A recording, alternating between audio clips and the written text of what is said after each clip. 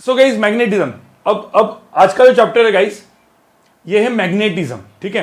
तो मैग्नेटिज्म क्या है एग्जैक्टली, मतलब मैग्नेटिज्म एक्चुअली आप देखेंगे तो मैग्नेटिज्म में मतलब इलेक्ट्रोमैग्नेटिज्म ऐसे दो पूरा सेक्शन आता है, राइट।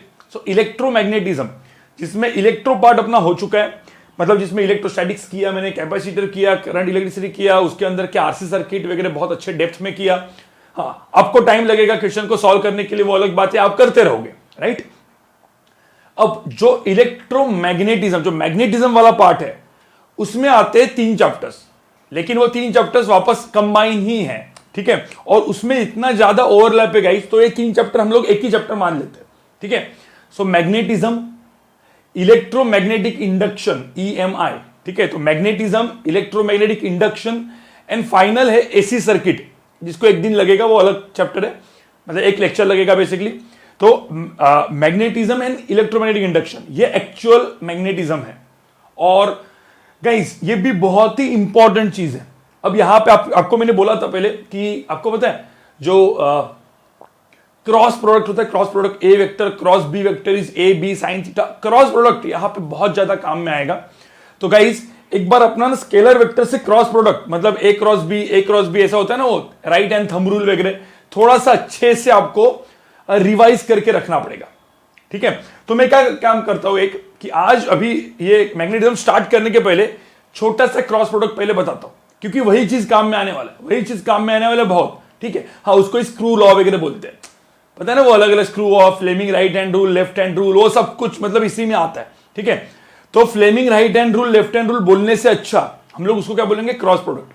सिंपल सी बात है यार, मैथमेटिक्स बाद में आया, ये फ्लेमिंग बीमिंग ने अपना रूल बना दिया, मैथमेटिशियंस ने उसको एक मैथमेटिक्स के फॉर्म में डाल दिया, राइट। और वही क्रॉस प्रोडक्ट है बेसिकली, ठीक है। तो पहले मुझे एक बात बताओ, मैग्नेटिज्म मैंने यहाँ पे टॉपिक डाला हुआ है, नाम डाला हुआ है, लेकिन उसके पहले एक छोटा सा चीज आपको पूछता हूं मैं, फटाफट बोल दो। आपको होता है what is cross product, A cross B, ये एक वेक्टर होता है, मतलब जैसे मैंने ए वेक्टर दिया, ये मैंने बी वेक्टर दिया, तो ये ए वेक्टर है, ये बी वेक्टर है, और इसके अंदर का सपोज एंगल थीटा है। So what is A cross B, हम लोग क्या करते थे, अपना राइट हैंड, मतलब ये जो राइट हैंड होता है, राइट हैंड वो ए पे रखो, बी पे ऐसे घुमाओ, थंब जो होगा वो आउट ऑफ द पेज होगा। तो इसमें ए क्रॉस बी कहां पे होगा, out of the page, A cross B outward, ठीक है। सिमिलरली मैंने यहां पे भी लिखा, देखो यहां पे ए क्रॉस बी, यहां पे भी कहां पे होता बताओ, ए क्रॉस बी वेक्टर कहां पे होगा, सो ए क्रॉस बी वेक्टर होगा अगेन आउटवर्ड। अब मैंने इस तरीके से ड्रॉ कर रहा हूं, यहां से आप क्या मतलब आपको क्या समझ में आ रहा है, जब मैं ए क्रॉस बी ऐसे लिखता हूं, ए क्रॉस बी, यहां पे भी ए क्रॉस बी कैसे होगा, आउटवर्ड। आपने देखा होगा ए क्रॉस बी, मतलब जो मेरे फिंगर्स है मैं उसको कहां से, देखो यहां पे भी देखो A cross B, A cross B, A cross B, anticlockwise, अरे दिख रहा है क्या, देखो राइट है ना, लेफ्ट हैंड मत यूज करो, right hand, A cross B, A cross B, A cross B, right hand coming out of the page. तो ध्यान में रखना, जब हम लोग फिंगर्स को क्लॉकवाइज एंटी क्लॉकवाइज घुमाएंगे तो थंब कहां पे आएगा, आउट ऑफ द पेज आएगा, right.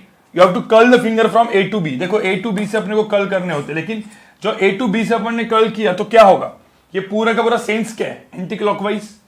So things will come, मतलब क्या होगा, वेक्टर विल इसका जो वेक्टर आएगा it will come out of the page. जब suppose out of the page vector होता है तो सिंबल कौन सा यूज होता है, और इस ए क्रॉस बी वेक्टर को मैंने लिखा सी वेक्टर। तो कोई बोल सकता है ये सी वेक्टर मतलब सिंबल कैसे अपन यूज करेंगे, आपको पता है डॉट एंड क्रॉस यूज करते थे, राइट। हाँ, तो आउट ऑफ द पेज होगा, कभी भी ध्यान में रखना, out of the page co dot use करते हैं, डॉट। अब इसका मतलब है सी वेक्टर, तो ये जो वेक्टर है it is out of the page, out of the page. और इसको हम लोग ने कैसे बोला था, मतलब क्या याद रखने के लिए बोला था, आपको याद करो, आपको याद होगा आउट ऑफ द पेज मतलब कभी भी अपना कोई भी एरो होता है क्रॉस, उसको एकदम देखेंगे तो पॉइंट दिखता है, उसको ऐसा एरो को इस तरीके से देखेंगे तो ऐसा क्रॉस वाला सिंबल दिखता है, राइट। सपोज अब जैसे यहां पे मैंने लिखा है, यहां पे देखो, ये मैंने ए किया और ये मैंने बी किया, अब करो, चलो ए क्रॉस बी करो, अब फिंगर्स को कर्ल करो, यहां पे सपोज ये ए है, ये बी है, अब जरा फिंगर्स को कर्ल करो, कैसा क्या दिख रहा है आपको, कौन सा सेंस है यहां पे, ए क्रॉस बी करेंगे तो, सो ए क्रॉस बी यहां पे करेंगे तो क्या होगा, इनसाइड द पेज, लेकिन ये क्लॉकवाइज सेंस हो गया, देखो क्लॉकवाइज सेंस। कभी कभी क्या होता है, मैंने क्यों बोला क्लॉकवाइज एंटी क्लॉकवाइज सेंस, कभी कभी ना ऐसे कुछ चीजें आएंगी जिसमें आपको ना ऐसा हाथ ऐसे ऐसे ऐसे ऐसे करना पड़ेगा, क्यों करना है, ऐसे ऐसे क्यों करना है, उससे अच्छा सेंस देखो। सिर्फ जो एक वेक्टर दूसरे वेक्टर पे जाना है उसका सेंस देखो, क्लॉकवाइज है एंटी क्लॉकवाइज है। क्लॉकवाइज है तो बस क्लॉकवाइज घुमाओ, मतलब ऐसे करके करने की जरूरत नहीं है, सिर्फ देखो यहाँ पे क्लॉकवाइज घुमाओ इनसाइड द पेज, क्लॉकवाइज घुमाओ इनसाइड द पेज, दोनों केस में इनसाइड द पेज है।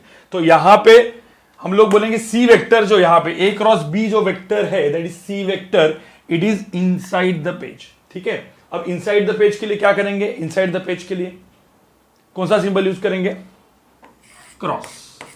सो ऐसा वाला, तो इसका मतलब बोलेंगे ये हो गया मेरा सी वेक्टर। तो इधर जो होगा सी वेक्टर को ऐसा लिखेंगे इनसाइड द पेज। यहां पे भी सी वेक्टर कहां पे होगा, इनसाइड द पेज। यहां पे तीनों तीन डायग्राम में C vector will be out of the page. इतना समझ में आ रहा है सबको गाइस, थोड़ा सा याद आया।